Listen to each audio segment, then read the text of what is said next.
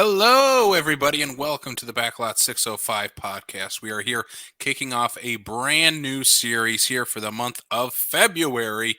Last year, we did Spike Lee month. This year, we're going over to Viola Davis. Maybe a surprise pick, but after you guys see the lineup that we have in store for this month, it should be no shock that this filmography needs to be talked about. And the movie we are kicking it off with is from 2014, Get On Up. We are going to be discussing that on today's episode. I'm one of your hosts. I'm Casey Kelderman. Joined with me, as always, are my co-hosts, Brian Mensing and Sam Lenz. What's up? What is up, gentlemen? Are you excited to talk some James Brown? Yeah, I'm totally excited to talk this movie. I did find it ironic as I was watching it that we're kicking off Viola Davis month in a movie that does not feature her very heavily. And I was we're going to talk about Casey's pick and making sure that he gets some when he picks movies that we get something that they actually have a chunk of time in the movie. I have a valid argument for this because she is electric in this movie. She is incredible. She's very good.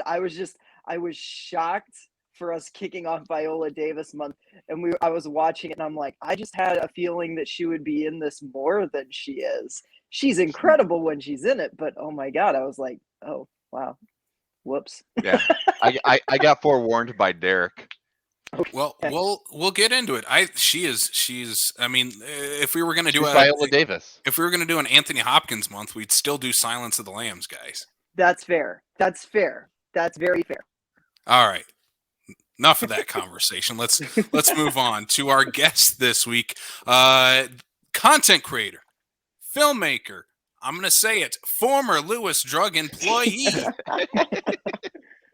Taylor Yoakum, welcome to the show. Hey, thank you so much.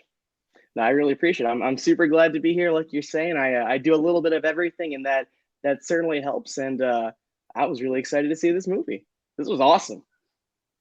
Yeah. First time watch for you is what you're saying? Yes, indeed. So if I understand correctly, then it's a first time watch for all of us. Yep. It's the first time we all got on up. Yes. Jeez, that was horrible. All right. That was a horrible pun and makes it sound like we're not talking about James Brown. I don't know what I'm talking about now. What I am going to transition us to is I want to talk to Taylor a little bit about what he does, what projects you've worked on, what people might have seen of yours around town here in Sioux Falls, South Dakota. So Taylor, the floor is yours. What are some projects that you have worked on, past, present, and future? So, well, formally, I guess I would just say I'm a videographer in the most simple terms, but I'm a huge artist all around. I love music, film, art, painting, drawing, anything and everything. I love to hear about it, and I love to at least give it a try. Right now, I work for an advertising company. I get to do a lot of travel, directing and filming commercials. So, whenever I get a chance to talk about film or cinema or movies, I'm always looking at it through that lens and then reflecting that back into the art that I make. The most recent project I got to do was a big round table for artists. So I interviewed people about their crafts and their passions, why they do it, how they came to do the things they love. I love exploring it. I love hearing it. And like being on this show, I love talking about it. That's awesome. Nice. Yeah, I was going to say, I've caught some of your work, and as soon as I saw it, I'm like, we got to get Taylor on here. One, because Brian, you knew Taylor before any of this because he happened to work at the same Lewis Drug that is infamous on the show for beginning the podcast in the first place. So yep, I did not know that. Wow. I immediately I saw the name and I was like, why does that name sound so familiar? And then I saw the picture, and I immediately was like, I remember him because I remember it for the time you were there, your fro expanded and came down occasionally now and then and whatnot. So. It was always the hair and the glasses is what I always remembered. Speaking of hair, there was some great hair in this movie. I'm not gonna lie, I was jealous a couple times. Some of those fros, immaculate. I'm pretty sure there's many people that were jealous of the hair in that that movie for sure. Especially the different iterations of the James Brown between the old old school 50s dude to the the becoming of the afro, the this stuff here. Yes, all of it. Hmm. Yeah, I was going to say, well, before we jump into, I want to probably start with the costuming and makeup, because we open this movie up right away. Get on up. I guess we should talk about who's in this and who directed and all that fun stuff. Directed by Tate Taylor. Not the only time we're going to be talking about him on this this month's series of movies, but it stars Chadwick Boseman as James Brown.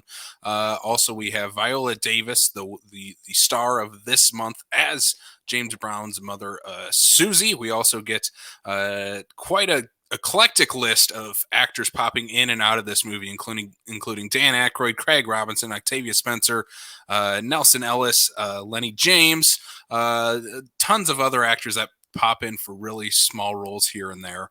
I'm also going to point out the musicians too. And we get a ton of musicians in this, and people playing musicians in this. Well, I mean, like, for instance, like the sake of Black Thought and Jill Scott are the two that I think of off the top of my head.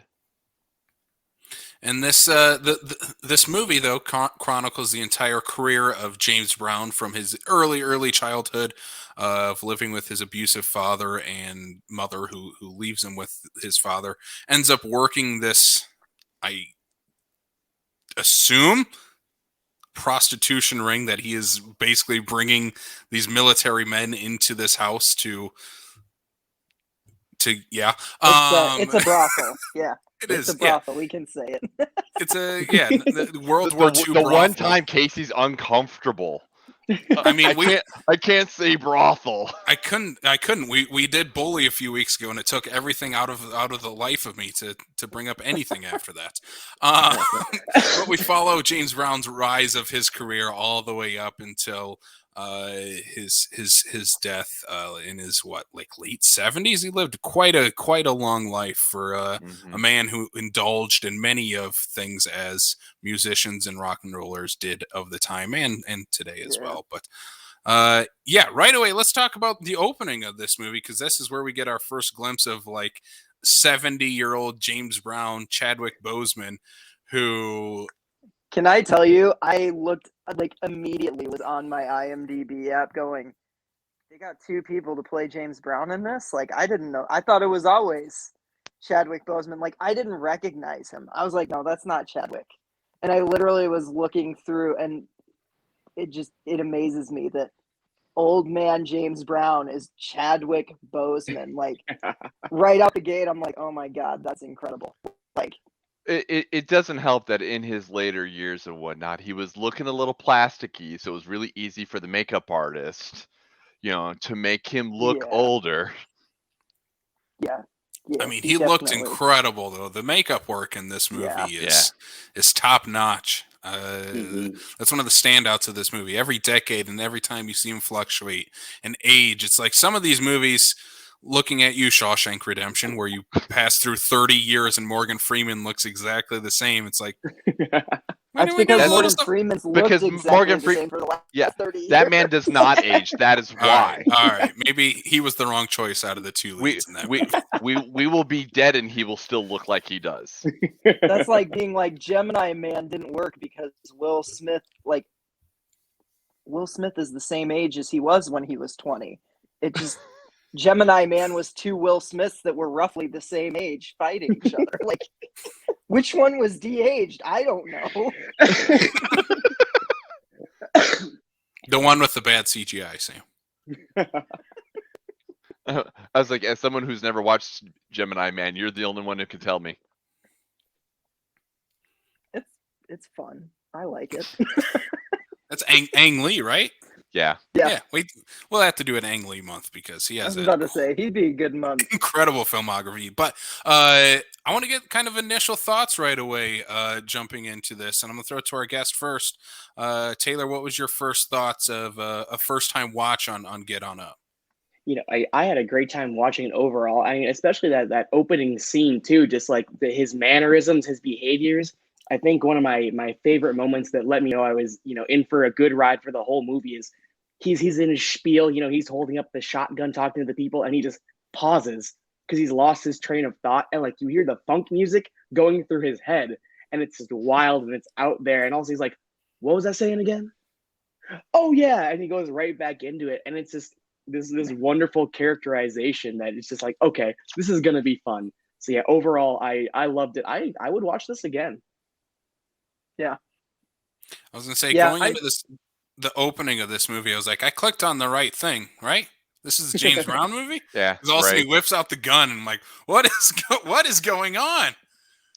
He just whips it out in church too. I think that's one of the Mhm. funniest thing. Like he has this, he owns the building. He's renting out half of the building for Sunday morning service, I guess. And It sounded like someone, they were selling insurance, is what it sounded like. That's Yeah, what I there was Is get. like that what some it is? pie chart up front. Oh. Yeah. Yeah, He they makes I thought it they was were reference to it church. I don't being know. no, Sunday. they were training to learn how to sell insurance. Oh, maybe that was just his Monologue, he spiel of something compares about it. Yeah, church. no, straight up. Speaking of church, the way he talks was very sermon like. You know, he was Yeah. going to town on them, but he was nice and respectful about it as much as he could be. As respectful as you can be with a shotgun in your hand. Yeah. After firing it through the air on accident. My Just don't favorite shit thing in is his like that toilet. first scene. Yeah, he says shit like 3 different times. And the next scene where they're on the plane going overseas, the guy says shit. He's like, "Watch your mouth." Somewhere over the years, he lost that prudishness.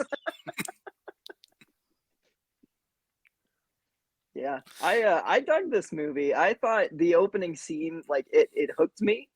I think this movie is a little messy, like in its non-linear narrative. I think sometimes like it gets a little lost in the weeds, but it always has this energy, and most of Mhm. that energy is emanating from like Boseman and his performance, to where Mhm. it just carries the movie for me. Like it's like it wherever like I'm kind of like narratively getting lost, there's always that performance to latch onto, and he transforms into Brown, and it's incredible. Um, I've been wanting to watch this one for a long time just because I've heard of his performance, and so I'm glad we finally did. Mhm. Um, yeah, he's electric through this whole thing. Every musical number, every like live show that they recreate in this, I'm like, man, how is Bohemian Rhapsody, the musical biopic that we got like tons of Oscars for? Like what? Come on, you know?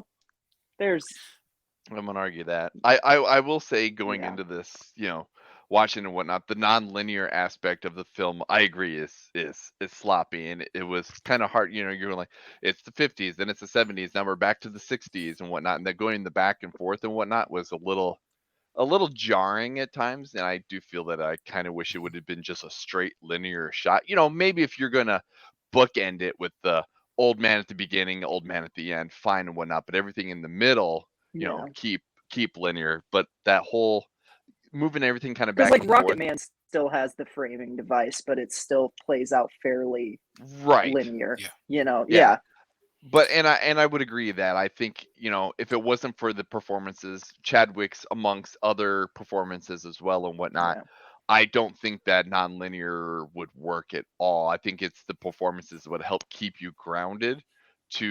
You start to forget that you're like, oh, I don't even care at this point right now. And I think they even mention it kind of in the movie at some point. It's like you kind of lose interest in that. You don't care what time period we're talking about right now. You're just caring about what's going on right Yeah. now in the story. Yeah, a play- lot of it feels like anecdotal, and Yeah. I like that. Like I like that it's almost it's telling a bunch of different stories from his life, and I think it runs into problems later when it tries to hit like a big emotional ending where like you haven't been spending so much time with these characters, but beyond that, like I love that we get so many different aspects of his life. I love that this movie doesn't play it safe. I'm shocked that with the PG-13 rating, they were able to go with, like, they didn't sand off the edges very much. Like, this was not a I'll sanitized. very much disagree. Really? Yeah. I mean, For me, that's the Yeah. weakest aspect, and it's kind of like it's the same problem I have with Bohemian Rhapsody. I like Bohemian Rhapsody a lot. I like this movie a lot. It's just not the Freddie Mercury story. It's not the full James Brown story. You can't tell their stories because they didn't live a PG-13 life. And I think Elton John has one of the best quotes about that is, I didn't live a PG-13 life. My life is R-rated. That's the only way you can tell my story. So that's why I think Rocket Man especially kind of stands above Get On Up and Bohemian Rhapsody. And also the way it tells that story is very, very unique. But for this movie, I like the nonlinear storytelling because I'm never bored. This movie is constantly, it's like James Brown's music. You keep moving. You never stop moving. This movie, as soon as you get from that opening scene and then you cut like to the airplane and you go through his entire life through different decades and back and forth. And this movie is never boring at all. I do think I'll agree. It is sloppy in some of its stuff towards the end, but I think the acting helps build that back up because no matter, because the big emotional scenes are Chadwick Boseman's, James Brown and his mom, Viola Davis, they're seen together. And then the kind of the big climax of the movie is James Brown and his best friend, his partner Bobby Bird, Nellis. Their interaction together at the end. I don't think both are completely fleshed out, but they work because the actors are just so damn good in this. Like everybody's incredible in this. Like a name I didn't expect to pop up in this, Dan Aykroyd. Dan Aykroyd's really good in this, like extremely good in understanding what he needs to bring to that character and how it can elevate Boseman's performance as well. And I do love that there is this like fourth wall breaking with James Brown too. I don't think I kind of wanted a little more. I wanted a little more like inside his head during certain moments because I think that's some of the most interesting stuff. Because the scene that sticks out to me, and maybe my favorite scene of this movie, is about halfway through. It's him and Aykroyd talking, and he's like, "Why are you representing other people? Why do we need people in different? Why do I need a booker in different cities? I can sell it out myself. Why not save us thousands of dollars and millions of dollars every year when I can just do it myself?" And you have Aykroyd trying to explain this, and then you just have Chadwick Boseman walk off and deliver this monologue to the camera. I'm like, this is great. I want to see more of this in this movie. We got it, bits and pieces of it throughout, but I think that's the stuff that really makes this pop and shine. And I think mostly that's just because Chadwick is just electrifying in this movie. He's so good. He just falls into this role. You don't see Chadwick Boseman in it. You see James Brown, and it's kind of crazy looking at this movie because we know Chadwick Boseman from so many of his other performances, but here he just really gets into that zone, and he's completely James Brown, and you don't think twice of him being an actor portraying James Brown. He's just that character. I wouldn't really say that I didn't dislike the fourth wall breaks, but there were some moments where they did a lot of really good filmmaking stuff. I like particularly when sometimes he's an adult and then they cut to it's after the cop chase and he's that little kid again for a second, where I wish they would have just gone with like, okay, we're going full filmmaker mode on this with elements like that, with the non-diegetic sound, with the fourth wall break. But it seems like they just kind of dipped a toe here and there. I wasn't satisfied. I wish I would have picked one route or the other with that. Yeah. That was my thing too. It starts off really cool with the fourth wall breaks and the like kind of seamless flowing in and out of different eras. And then it feels like about halfway through the movie, they kind of drop it for almost like the entire second half, where it's like, oh, there's just not as much of that as there seemed to be in the first part. And I just think like once that happens, it's missing something, because that was the thing that hooked me initially, was that fourth wall break, him talking directly to you. Like, I think that's such a cool idea for a biopic, to actually have the character. You're like, theoretically, you're watching this biopic to learn about someone. Who better to hear about than directly from the mouth of the character? I love that, And one of my favorite fourth wall breaking things, and again, I think this leads into the PG-13 of we can't go too far with this, is with his, I believe it's his second wife, and she's dressed as Mrs. Claus, and off screen we just hear him hit her, and she falls over and falls down, and you can, he yells at her, and then he walks towards the camera, and he looks, and you get eye contact with him at that point in his fourth wall breaking. And then we just kind of don't do anything with it. I'm like, that's, again, Chadwick is like emoting so much in that. You get so much emotion of what he's thinking at that point, but the movie doesn't like do enough with it for me personally. But I think Chadwick is just like, you understand his emotion. The movie's not interested in really doing much with it, unfortunately. It's funny you bring up that scene because that's one of the scenes I'm talking about when I'm like, this movie doesn't like really sand off the edges. Like, I get that it doesn't show him doing these things. I get it doesn't show the drug abuse, the, you know, like the abuse, but it portrays it in a way where it still comes across, you know? Yeah. It still doesn't paint James Brown as like this patron saint or anything like that. Like, he's a very flawed individual in this.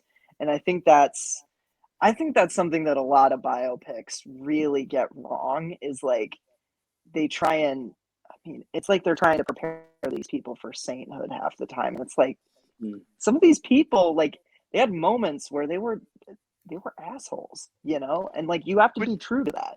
Everybody's got those moments.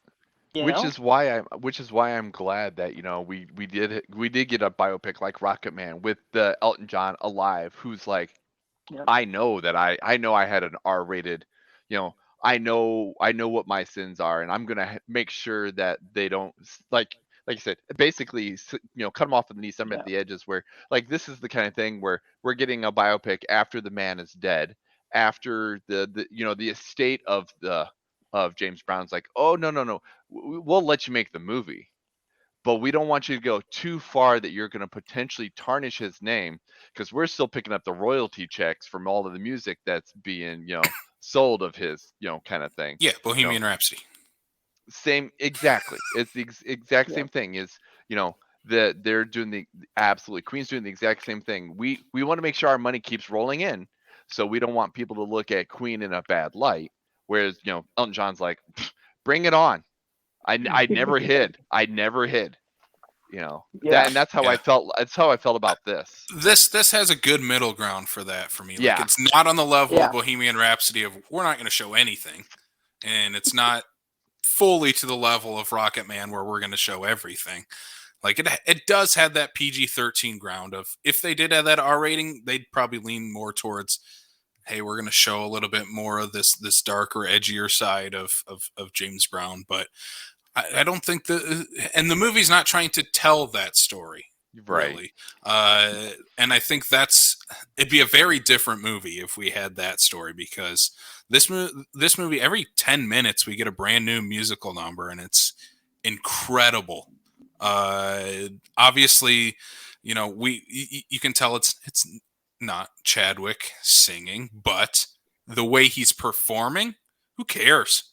He's so good at it. Like, in terms of he becomes James Brown in those performances. I was gonna say, performance-wise, in terms of reenacting the moves and the swagger that was James Brown, I think Boseman crushed it, and I think they took the logical and smart choice of going, you know what, Chadwick, he might be able to portray the voice in the overall speaking of the character, but knows that he can't sing like James Brown. So we know that we're gonna get the canned songs of James Brown, unlike, you know, Taron Egerton actually singing Elton John in Rocket Man. You know, I mean, at least they took I feel it's the appropriate approach. If you know that your lead character can't do it, because James Brown's not exactly an easy voice to replicate. Yeah. Don't try to do what you know you can't do. Even if it meant bringing on somebody else to quote unquote do the voice singing of the character. Just let James Brown's music shine through the way it was, and let Chadwick just basically, you know, emulate it and just raise it up. Yeah, I agree. I think they went the right call. Yeah, some of my favorite stuff is because of this nonlinear storytelling, we kind of get to have different aspects of James Brown with his mom. And when we first see them together, I'm like, this is, as someone who doesn't know a lot about James Brown, this is probably not the idea of, oh, this is where this guy came from type of story, because we're out in the middle of nowhere. in basically a shack that they're living in the 1930s, 40s. And just this horrible relationship that his parents have. But again, portrayed so well by Viola Davis and Lenny James from I just know him from The Walking Dead. Like It's Morgan. Yeah. I'm not gonna I lie. was trying to think of where I saw him before. I didn't. Oh my god. Yep. I That's- immediately went. It's Morgan. What's his real name? Why am I forgetting his real name? he's hanging out in the woods right before he meets Rick and crew. This is the origins of The Walking Dead, I guess. Are No, you but are you seeing James Brown as Patient Zero? he might be, or that's how long The Walking Dead's been on the air, that they could start in the 40s and they're still going in 2022. But the acting performances, as soon as Viola Davis showed up, immediately I was like, yeah, I hope she got all the awards for this, because she is just incredible. Again, talk about someone just falling into a role, just sinking into it. Like that's her in this movie, and she kind of just keeps getting better throughout the movie. Every time she pops back up, I'm kind of like, let's spend a little more time here. I assume this is probably real life. Like in real life, James Brown probably didn't have too many interactions as an adult with his mother. Right. But I'm like, this is a movie. You have Viola Davis. Let's just throw a little bit more their way, because they have such great chemistry together as well. Chadwick and Viola, I think they're really, really great together. I think just her chemistry with everybody, for the most part, everybody she interacts with, Yeah. I think she has solid Mhm. chemistry, especially between her and Lenny James. She is like show one of that- those tremendous actresses that, yeah. She Something just- I was just really impressed by. Like she was believably all over the place in that family Mhm. introduction scene. I was kind of taken aback. It's like, I don't know people who are like that, but just from going to fighting to yelling to, he's yelling, "Get over here," and they start kissing, and it's just like, oh my God. I felt like I was, little kid James Brown watching, my parents argue and then make up, and just the destructiveness of that was just, I had to take a second, and it was done incredibly well. And I don't know why as well, but my brain told me that I really wish Forrest Whitaker would have been cast as the father. I don't know why. I just like him. And just when he's sitting there with his son alone, and they're trying to sing together, and I don't know why. I could just see Forrest just going like, "Stop that," and something about that. I couldn't have taken it as seriously, but it would have made it a little bit for me. It would have been pretty humorous. Yeah. No, but at least I would certainly say, for the sake of a fan casting, though, if Forrest Whitaker was placed in that role, I don't think it wouldn't have taken anything away from the performance that we got or anything like that. I honestly, I would go for it. I'm completely okay with it. But then again, I like Forrest Whitaker though too.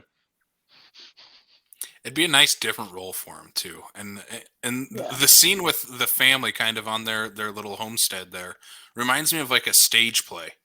Just how that was all portrayed and stuff. And I mean, we're gonna get a lot of that in Fences with her and Denzel, which is based on a stage play. So we're gonna get a lot more of that, and I think we're gonna get that side of Viola Davis a little bit more. And if you guys think she has great chemistry with everybody here, wait until you guys watch Widows, because it's gonna blow your freaking mind. God, she's so good in that movie. I'm so excited for you guys to watch that. That's why I am excited to talk about these movies, because Viola Davis is just one of the best actors of this generation or any other. She's just, every time she pops up, no matter how big, small the role is, electric. Like that's her in every single role she pops up in. I mean, movie we're not going to talk about, thank God, Suicide Squad. She's the best part of that movie by a long shot. And again, both of those movies, she's incredible. Yeah.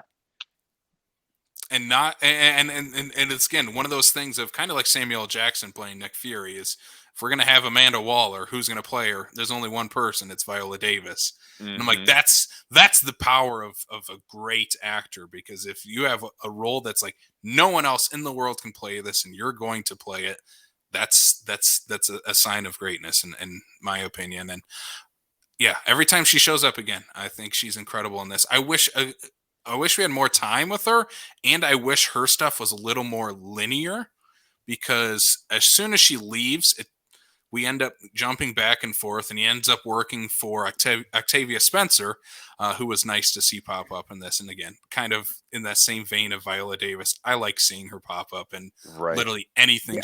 she wants to pop up in. But then we get like I don't know, 30, 40 minutes later, we go back to that era and we see him with his mom and she just blows him off, doesn't pay attention to him. Like, I think this would have worked back when we did the first flashback because Yeah. then we can have that callback later on when he's adult and we're kind of, oh, we're like him. We've moved on past her. We're done with it.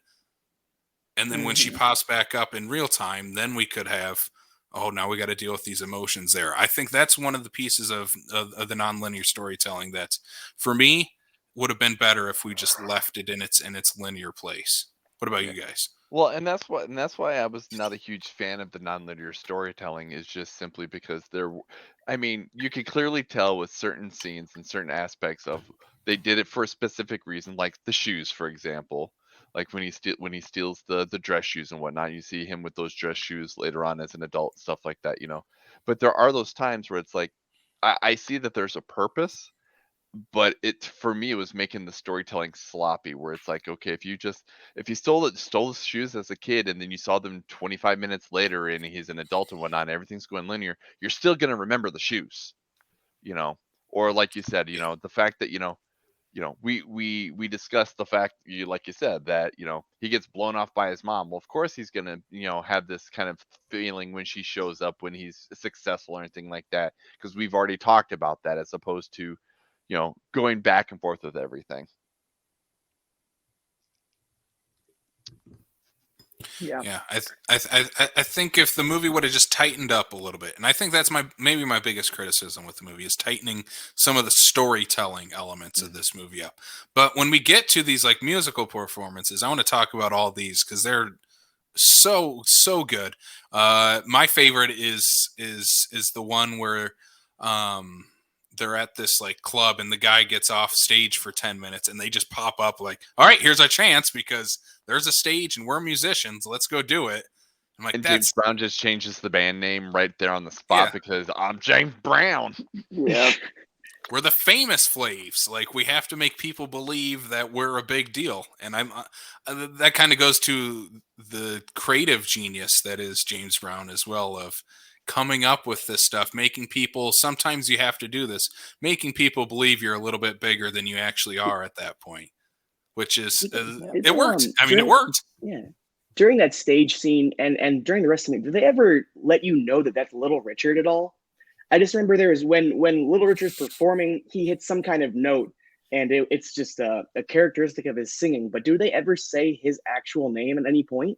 I don't think they ever actually referred to him as Little Richard specifically. They never say Little. They call him Richard, I believe, when he's working at like the burger shop. Yeah. And I was like, is this Little Richard? I think, and I think that's when I had that epiphany too. One of those things where it's like, when he's performing and whatnot, you get the sense of Little Richard and whatnot. Obviously, early in his career and whatnot, but it's when he starts talking about the radio play and everything like that. I'm just like, oh, okay, that's when I picked it up that we're talking about another historic, early, one to the game. Yeah. Because otherwise, no, I didn't pick it up right away. I mean, you get the essence when he's performing, but like you said, they don't really call him out by it. Yeah. I'm kind of okay with that personally. Mm-hmm. Yeah. Because you don't want his fame to overshadow what the story that you're telling. Yeah, it's not a Little Richard movie. It's a James Brown movie. One of my favorite musical performances. I was just going to say the first one. What? Sorry. Nothing. Go ahead. I'll come back to it. No. The first musical performance in the movie with the Rolling Stones. Yes, that's actually where I was going to go with it. Was that where you were going? Yeah. Yeah. That's like my favorite. That's maybe my favorite scene in this whole thing. And I think part of it is like I was looking up the movie after I had watched it, and I noticed that Mick Jagger was on the list of producers. And Yeah. I'm like, that's a story that he just put in because he remembered James Brown being that like kind of, full of himself punk to him and going out It and was upstaging him. well. What I found interesting was in that specifically, in the Mick Jagger connection and whatnot, is names are popping up or whatever at the end credits and whatnot. All of a sudden, I see Mick Jagger PGA, and I was like, why would he be PGA? Why would he have the accolade of being actual PGA, right? And I was like, okay, maybe it's just some guy by a different name. But before I could get to IMDb, all of a sudden I see a Jagged Films production. I was like, oh, and I was like, well, I guess I learned today that Mick Jagger has a film production company that's made 2 films, and this is one of them. Is But Free Jack I the mean, other one? Yeah, I was gonna say Free Jack was not one of them. He was the Free Jack was star, not but I guess couldn't produce his own movie. yeah.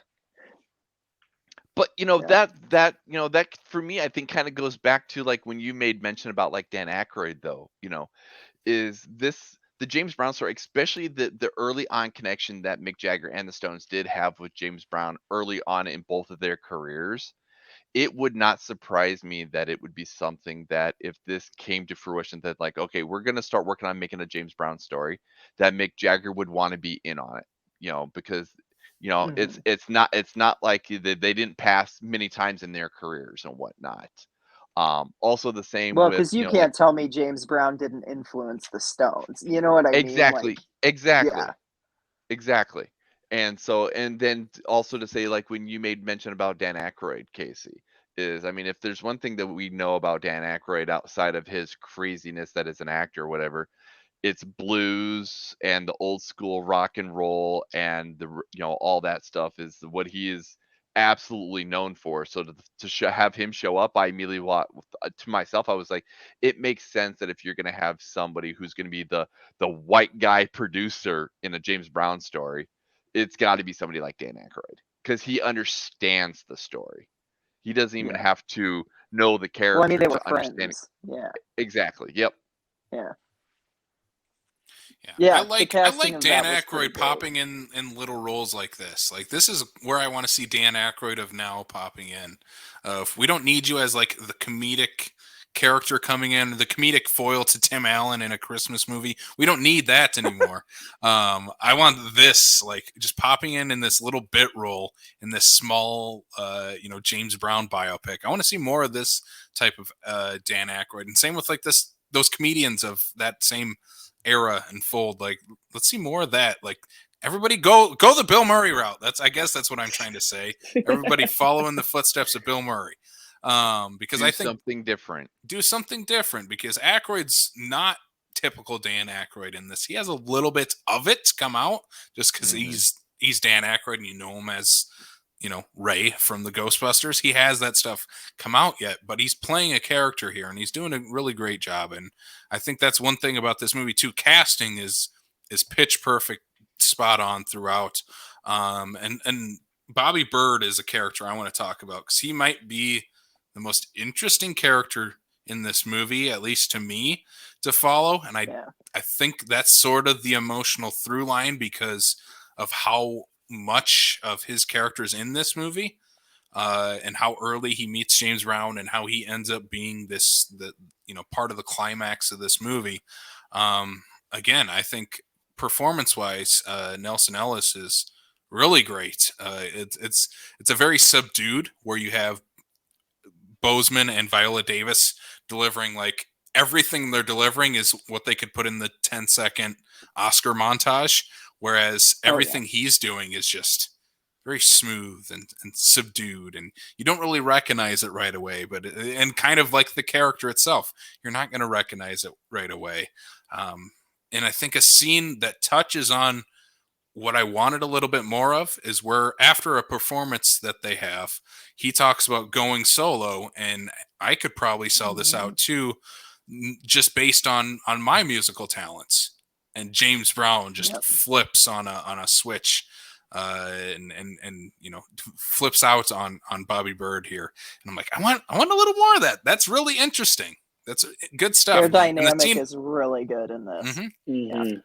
One of my favorite scenes is with Bobby Bird and Craig Robinson's character, where Craig Robinson is like asking, why aren't you in front of everyone? Why aren't we all doing our own thing? And Bobby Bird basically has to say, not all of us can be out in front. Not all of us are James Brown. Like certain people are meant to be James Brown or Elvis Presley or Mick Jagger. They're supposed to be the out front, but they need the people behind them to push them to that level and bring all of us up that way. I'm like, that's an interesting story. Like, you don't often get that, and especially these musical biopics of the people behind them that are working with them. I think he's a fascinating character. What about you guys? What are you guys' thoughts on Bobby Bird? Can No, I just say that yeah. it'd be nice if we all had a friend like that, even Yeah. if they had, a lot of those moments of contention, like he did genuinely try to, talk James back from the edge of the cliff on a lot of things. And Mhm. that's just something really admirable. I don't know how Bobby Bird was in real life, or, if they had a lot of discussions like that, but I could easily see that. And, the scene where they're in the studio and they're, demanding to get paid and everyone is walking out, yet he stays, was really, really impactful for me. I've never been in the studio like that, having everyone, fight over money and creative differences, but to have someone stick with you at the end, and then, they say, there's still some funk left in the trunk or whatever it is, that had me rolling pretty hard. It was just Yeah. such, a tender moment of like just genuine friendship and just good acting chemistry. Mhm. Mm-hmm. Yeah, I I think that's the thing, is the most interesting part of this story is the relationship between the two of them, and like how contentious it was, even though they're two men who clearly had a lot of respect for each other and what they did. Um, I wish the movie had spent more time on it before. I mean, they spend a lot of time on it, and like by the time you get to the third act and all that, but it feels like they could have done a little bit more building up to that to make it even more impactful, because the performances and the chemistry between the two like sell that relationship so well.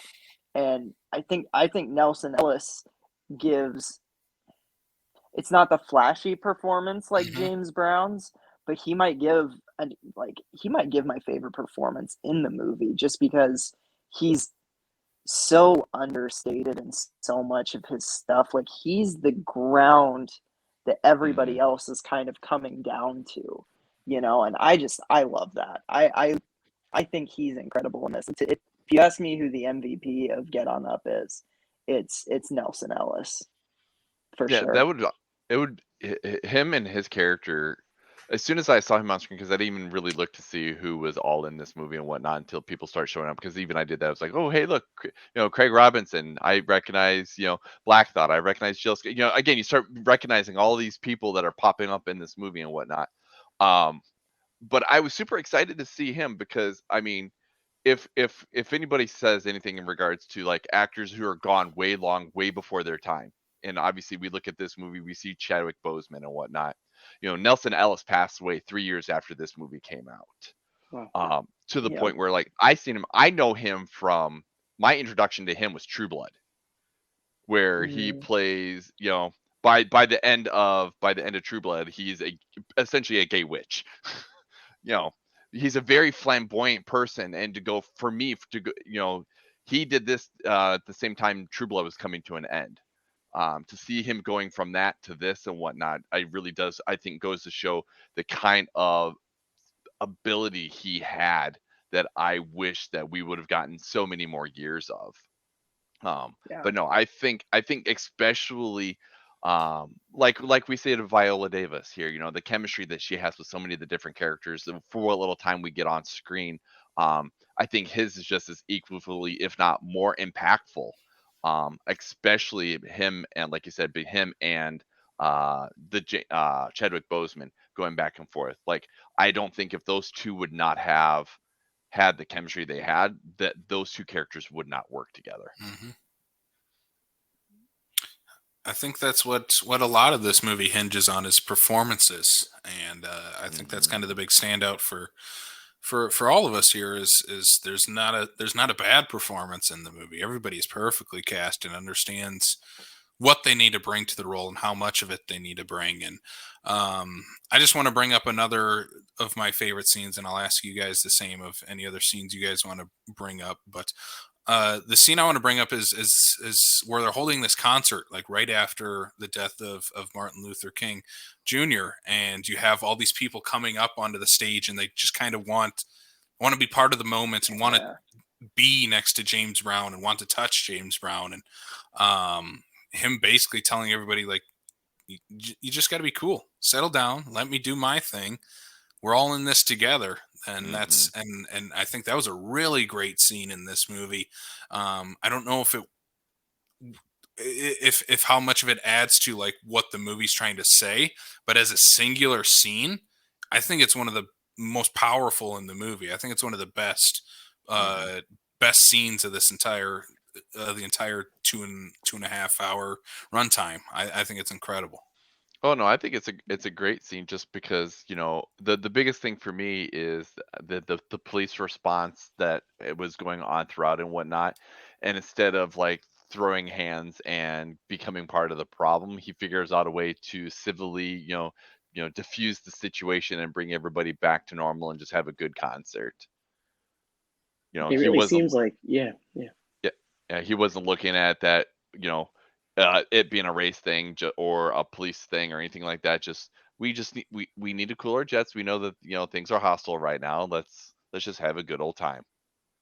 Yeah, James Brown of all people, with the characterization we see of him, for him to be the one telling other people to cool their jets, it was Hmm. Hmm. it was a weird contrast. It seems like out of the whole movie, that is maybe his most lucid moment. Yeah. I would contrast that to the beginning scene again when he's trying to make it, well, in his mind, a level-headed assertion that you can't be doing this, you can't be doing that. What was I talking about again? Bam. Versus he's in front of an audience, he's in his element, he's in his zone, and that's one of the only times that he can deliver a clear, coherent, and unifying speech. Whereas he's fairly destructive most or the rest of the time. Yeah. Hmm. Yeah. That is a really powerful moment. And I think it's placed really well in the movie where like you're starting to see him kind of go off the rails a little more. He's starting to, he's getting rough around the edges because if I remember right, doesn't this come around the time that like his whole band walks out on him type of thing? Hmm. Yeah. So like, I mean, this scene right here, it's a nice reminder that he still had that like coherent rationality to him. He wasn't all in just like manic mode all the time. There was more to him than that. And that's what I like the most about this movie is I feel like it portrays him as a very flawed individual while still acknowledging what a massive impact he had, not just on music, but like on the world itself. I mean, a lot of these people that made history, they were not perfect, you know, and we don't need movies that try and insist that they were, you know. I love when movies are like allow their characters and particularly their central character to be complicated. And so everything with him, like the abuse, the the off-screen drug use, the like all that stuff. I like that even though it was PG-13, they still incorporated that stuff and yet still gave us moments of like just showing us how great he was at connecting with people and connecting with an audience. I think that's incredible. I really do. Like this movie walks that tight wire really well. So like whatever it kind of lacks for me narratively, just tone wise, like how it captures this person, it makes up for it, you know? Because I was James Brown was a messy person. If this movie wasn't messy, it wouldn't be true to James Brown. Yeah. You know what I mean? Like, it's I mean, of Mhm. course, like we've compared this to Rocket Man a little bit. Like, of course, Rocket Man is a good Elton John movie. It's a very flamboyant, out there musical. Like, yeah, that's an Elton John movie. This is a James Brown movie. You know, it's a little all over the place, but it still knows what it's doing. You know, like Mhm. I don't know. I love that. Do you guys have any other final scenes you guys want to bring up before we get to final thoughts? Yeah, it's actually I believe the second scene when he's in the plane going to Vietnam to play the concert. Something I'm glad they had in this movie as well was really good bits of comedy, you know, here and there sprinkled throughout. You know, so he lands and he's talking to the colonel or whatever, and he's like, "I didn't tell you how to take Banah Ridge or whatever, and you messed up the Tet Offensive." And my favorite line, what does he say? "You don't get to tell me where, when, or for how long I get to be funky." And that to me was like, all right, I'm in. Like, this sold. Roll the credits. That's the only quote I need for this whole thing. And like that was definitely solely because of that line one of my favorite scenes. Yep. I was so glad. I'm so glad you brought that up, because that was going to be the one scene I brought up, was the him telling off the general. I just, for that to come right out of the gate, like so close to the beginning of the movie, that's such a good hook to like bring you into that character and be like, oh my god, I'm so in on whatever this guy is doing. Heck yeah. Yeah. Even like delivers a line of some other musical act that was there before, and they didn't try to shoot him down. Now they're trying to shoot down James Brown. And it's like, I love that he just refers to himself. Like, he doesn't call it, like, didn't try to shoot me down. They try to shoot James Brown down. How dare they not try to shoot down Bob Hope? Is that who it was? That's who it was, wasn't it? Yeah, because as soon as he said that, I was like, yeah, I was like, oh yeah, the one guy that was always doing the, you know, all that stuff for the military and whatnot. Of course, they're not going to shoot down Bob Hope. Mm-hmm. Oh my god, yeah. Yeah, that's it. I like that scene a lot. Again, yeah, great comedy, especially, and even when he's talking to the pilot too, like where he's like, "God is not gonna take me now." Just walking around completely unbuckled while it's literally going down. I came into this world dead. I'll leave dead. I get a kick that we have a professional comedian on staff for this movie and whatnot, and he is one of the most somber and like low key with Craig Robinson. Like, everything that he does for the most part is just straight laced, and he's that's like the most dramatic I think I've ever seen Craig Robinson, like, period. I realize he doesn't have a huge role in this here, but still, like, you expect like a little bit here and there, but for the most part, he's pretty much just straight the entire time. He's pulling I kept waiting for him to do another rendition of "Take Your Panties Off." I was waiting for him to break out. Water was. That's true. I was hoping he'd get out of his hot tub and start singing Black Eyed Peas at some point. You had to go there, didn't you? Oh, that movie, that is a 5 out of 5. One of the best movies ever made, Hot Tub Time Machine. Not even kidding. That movie is a masterpiece. Anyway, I feel the same way about his "Take Your Panties Off" scene, and This Is the End. That's a 5 out of 5 movie. That's a perfect movie too. Get on up though. Let's get to our final thoughts here. It might not be on the same par, I guess, as This Is the End or Hot Tub Time Machine, but it is a good time. Why are we even comparing James Brown and Get On Up? Wait till you get to our time. Wait till you get to our double features, Brian. I don't. I feel that Taylor and I just need to exit the building now. Before we get into our final thoughts, I need to know this then. Taylor, do you like This Is the End and Hot Tub Time Machine? I do. Yes. Yeah. I will go on record. I'm sorry. I can't argue. I mean, I have them. They're good movies. They're masterpieces. They are the raunchy comedies that they are. I get that. Mm-hmm. Anyway, we're gonna cover Hot Tub Time Machine on this show somehow, some way, at some point. Because I think there's in a hot tub. You have to. Yes. Yeah. Yeah. We can find if we can figure out how not to electrocute ourselves, I might have a way we could pull that off. I'll bring the Russian energy drinks and we'll do it. Let's do it. Yeah, get on up. I think this is a really fun movie. Again, I think like we talked about, it does have some different filmmaking elements that I wasn't 100% on board for. One of them that we didn't talk about, and I just want to bring up that I thought was like, this is really cheesy, is the time lapse of like the house in the woods. And I'm like, this kind of feels student filmish. I don't know if we needed this in this movie. I didn't understand the point. Yeah, it didn't really have a reason to be there. But besides that, again, I think the big standout, again, performances in this movie, and shocked that there's nothing from the Academy Awards for this movie performance-wise, because Chadwick should have one, Viola should have one. God, everyone in this movie. Nelson Ellis should have gotten Nelson Ellis. Dan Aykroyd, why not? Give them all an award. You guys are acting under the assumption that the Academy ever gets it right. Well, they never do. Well, so we talked about one of the wrongs that they didn't get right is Rocket Man. So I think if you're going into this blind and you don't know a whole lot about James Brown or what this movie's about, I think you're going to have a good time. This is a fun movie.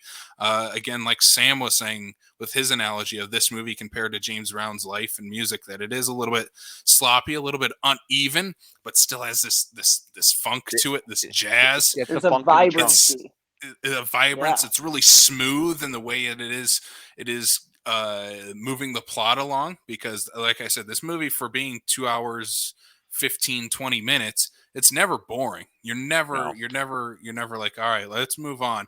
It's like, no, you're fully engrossed in the characters in this movie. So that is the biggest standout of Get On Up for me, is dynamite performances all around. I would have to agree. Certainly. Yeah, I mean, what you said, you kind of nailed it for me too. This movie is so impeccably acted that it's one of those where it's like, yeah, maybe the movie itself isn't quite as good as the performances, but because the performances are just that good, like it works, you know. Mm-hmm. And there are just moments that stuck with me from this movie that will just forever be burned into my brain, I'm sure.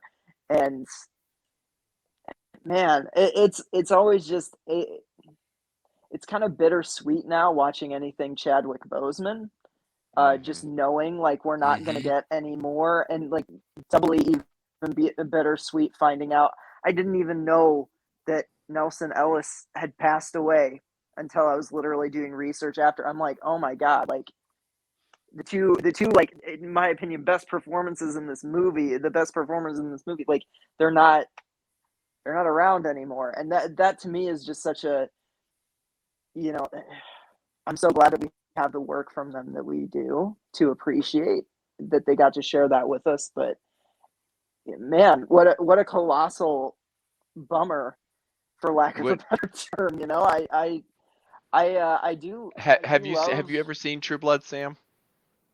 I have not. I need to watch it though, because like it's vampires and queerness, and I'm like, yeah, that sounds. It gets weird. Alley. It gets weird sometimes, but you know, that for me was my introduction to him, Joe Manganiello.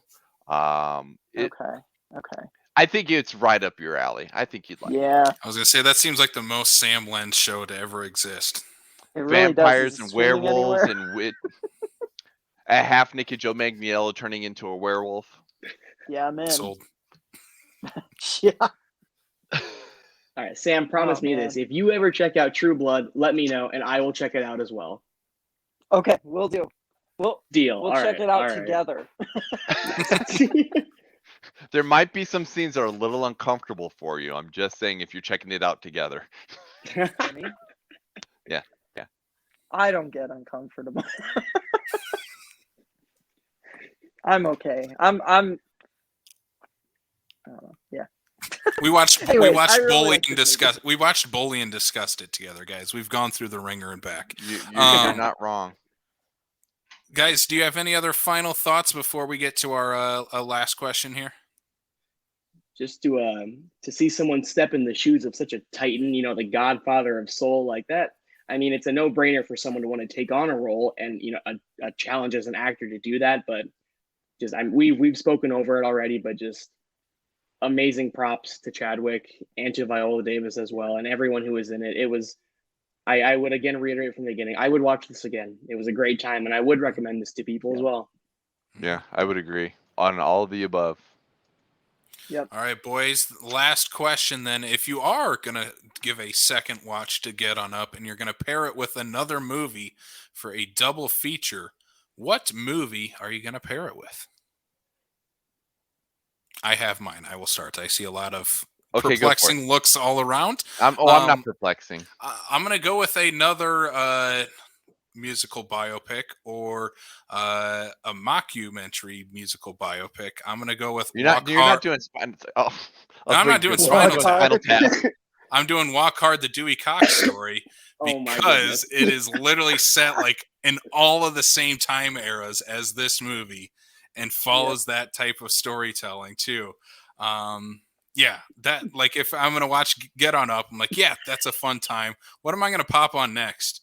I want to pop on Walk Hard, the Dewey Cox story, because that would make more sense if we were doing like Walk the Line for Johnny Cash. Oh, that was my other pick, but I'm like, I'm gonna have more fun watching Walk Hard.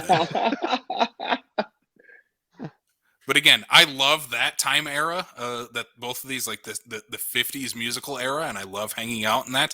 And Walk Hard has that too. And we get, again, like this movie where Mick Jagger shows up, we get those cameos in Walk Hard too, but kind of taken to 11 to steal a Spinal Tap quote, where you get like the Beatles and you get Frankie Muniz as who's Frankie Muniz again in that? Now I'm blanking on it. Is he Buddy Holly? He's Buddy Holly, yes. I was about to say, I think he's Buddy Holly in that. Yeah. Again, so this is from the same era. James Brown might be in this movie for all I remember. It's been a long time since I watched Walk Hard. Yeah, that's my pick. Walk Hard, the Dewey Cox story. I think I'm going to go maybe. One. Yeah. Go Sam. Oh. Mine is really kind of generic. It's one you would expect, and it's one I also haven't seen in a very long time. But when I watched it, I fell in love with, once again, the central performance, and that is Ray with Jamie Foxx. It's another musical biopic about a Black musical artist who changed the world. And I think Jamie Foxx has never been better than he is in that movie. I remember seeing that when it came out, like, I don't know, I was probably in like 8th or 9th grade. I was not that old, but the trailer hooked me, and I watched it, and it just really sucked me into the world and the story. And it was my introduction to Ray Charles, and I started listening, and the movie itself is incredible. Jamie Foxx's performance is incredible. I really like that movie. And after watching this, I was like, I really need to revisit that. It'll be the first time in over a decade, but I really need to revisit that movie. So that's going to be my double feature. I hope I didn't steal anybody's. I remember seeing that in the theater, Sam. I'm that old. I would have seen this one in the theaters. I think I tried talking my dad into it because he was a Ray Charles fan too, but I just don't think we got around to it. I was going to say, Sam, knowing how old you are, I don't think taking an 11-year-old to Ray is probably not. 11-year-old's first choice. Yeah, no, probably not. I'm going to go. Actually, I think I was only 10. How old were you in 2000? October 29th of 2004. Oh, never mind. I would have been 11. Yeah, okay. We're good. Okay. So, I'm going a different route with this here and whatnot, just because of, this is a little bit of a history lesson for the sake of James Brown and whatnot, and maybe for the sake of the music and whatnot, is the documentary that was on Hulu for Summer of Soul. Very good look at I haven't seen that yet. The community and the music and everything that was surround, because a lot of what transpired of 70s soul and music, everything like that, you you can clearly see the through line of, if it wasn't for people like James Brown, that movement probably or may not have ever happened or whatnot. So I think it'd be good just to, a good reflection. Nice. And it is a think very if good I did- documentary. I'll have to check that out. I think if Yeah. I had to pick, and maybe a little bit kind of standard with my answer, but Respect, the Aretha Franklin biopic. To me, I get Oh. very, very similar vibes, all across the board, Mhm. especially with a lot of the story beats. That's kind of a given with any music biopic, but Yep. I too also really, really enjoy the fashion that both of these movies really have. A lot of the costume design, it puts you smack dab in it, no matter which era they're jumping around to. Yeah. And Yeah. granted, I haven't seen Respect yet, whatnot, but however, when they're like, we're going to do an Aretha Franklin story, you're like, okay, who are we going to cast for that movie? And I mean, just knowing her her musical background, her acting background, like I can't picture anybody other than Jennifer Hudson playing that role. Mhm. I have Because if not. I I have remember not seen the correctly, full thing either, but I've seen like the highlight reels and clips and things. I look up the musical performances of musical biopics a lot because I love them. I watch so I much like the of fact that that at stuff. least I also like for the fact for Respect and whatnot, we're talking the Rocket Man route, because Jennifer Hudson actually doing the Yeah, songs as opposed to the Chadwick version where it's the dubbed over. Mhm. So yeah, and she's just such an incredible performer. Yeah, that's a great choice. Mhm. Mhm. Yeah. God, J Hud, what a talent. And who would have thought we might not have gotten that if she got kicked off so early from American Idol? Right? American like Idol 7 never gets it. She got American Idol got like one season right, and ever since they've just been like, "Why do I watch you? I Adam don't get Lambert. more." But Yeah, I was gonna say one other one that just came to mind, just because when we were watching like the early scenes of when they're going to Vietnam, I'm like, I'm getting like some the Five Bloods just because we're in Vietnam with Chadwick Boseman again, and I'm like, this feels very similar. And to me, like, better than saying Apocalypse Now. if I was gonna pick another director to take on this story that we got here, the James Brown story, I'd pick Spike Lee. Like that would be like I want to see Spike Lee's take on James Brown. We're definitely getting the R-rated version with that. Oh yeah. yeah, I get where you're going with it, but I as long as he stayed true to telling the musical story, I mean, I agree. Give us the sloppy rated R James Brown. I completely agree. But I think that sometimes that Spike Lee is Spike Lee, and he likes to interject as much of the socio-political aspect of stuff and whatnot. That I think from a certain storytelling standpoint, I don't know if he would necessarily be the right director though. maybe not for a relationship between the two, like between Bobby Bird and James Brown. Yeah. But I think like going from because Spike would go at it from a different angle. I think you'd get a different movie. But I do think that his unique filmmaking voice would lend itself well to James Brown's persona. Just because, it would have made that fourth wall breaking a little bit different, because we would just have him just rolling towards the camera. yeah. Hey, we could have gotten Spike Lee playing Little Richard in the movie too, and I Oh, would be God, all no. for that. So No. Just because Hey, he's like you 4 know- feet tall doesn't mean he gets to play Little Richard. Although, let's be honest, Spike Lee thinks punk rock is the Who, so maybe musical biopic not the route to go. Like, what, I don't right? know. you don't want to see Little Richard in a Knicks jersey? Like that won't line up for you? He's gonna be a Little Richard, but he's gonna be singing like Beatles songs, and Spike's gonna be like, "This is R&B," and you're like, "Okay, Spike." Mhm. I'm say- just messing. I was gonna say we say I this love all Spike Lee. in great love for Spike Lee. Yes. Yeah, he's a name that's just going to keep popping up on this show because we love him. So, yeah, Never to his face. no, No, never to his face. He'd annihilate me. I've seen him in interviews when he starts getting upset, and I'm like, nope, don't want to be on the wrong end of him. Right. All right, gentlemen, let's wrap this thing up. That's been our discussion on Get On Up and a million other things, as it always is on this show. Let's jump into, well, first of all, where people can find the movie. You can find it on Netflix right now. So if you are looking to give it a rewatch or first time watch, it is available on Netflix. So that is definitely going to be the easiest way for everyone out there to consume this movie. But we are going to jump into the plugs for this show. If you like this podcast and you want some more and you want to hear the rest of our Viola Davis series that we got coming up, you can subscribe to us on Apple, Spotify, Google, Stitcher, Amazon Music, and on YouTube. Next week, we're going to be talking about Widows is what is up next. So one of the latest Viola Davis movies, very different in subject matter from Get On Up. That should be a ton of fun. That's coming up next week. But Brian, where can they find us on social media? They can check us out on Facebook, Twitter, Instagram, and Letterboxd HQ. They're all at Backlot 605.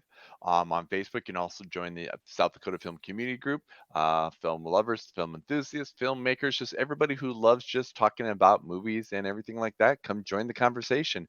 Sam, where else can they check us out? If you like this and you want more, you can always go to patreon.com/backlot605, where you do 4 bonus episodes a month. This month, we're highlighting a couple of new releases and some just cult classics that we love, including The Wedding Singer for Valentine's Day.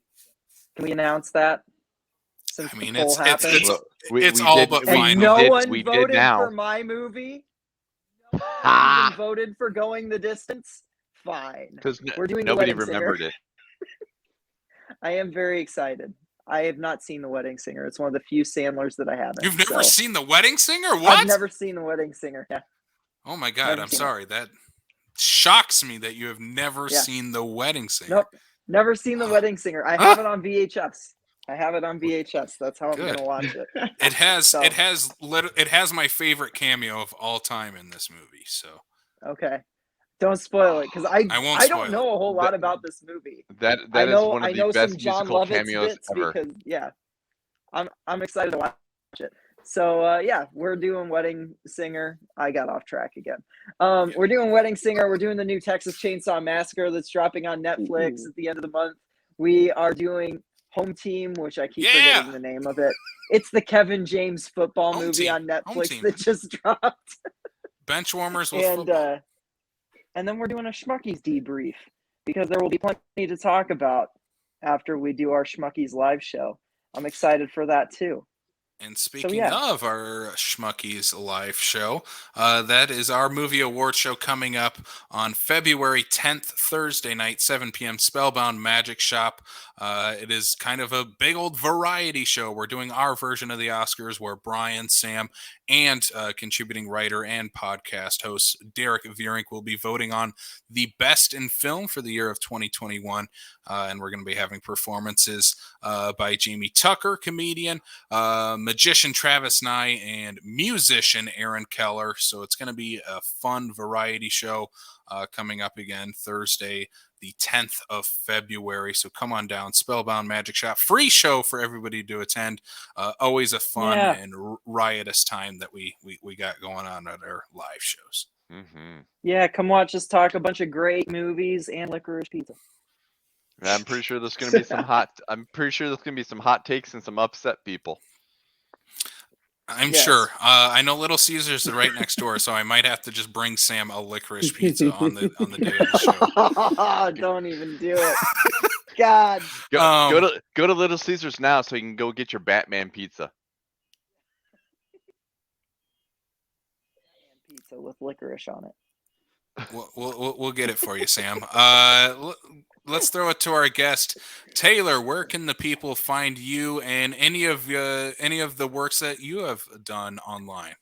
Well, if the people decide to seek me out online, I would tell them first to check me out on Instagram at Real Taylor Yoakum. Real, REAL, not like real. That would have been too clever. I'm not that smart.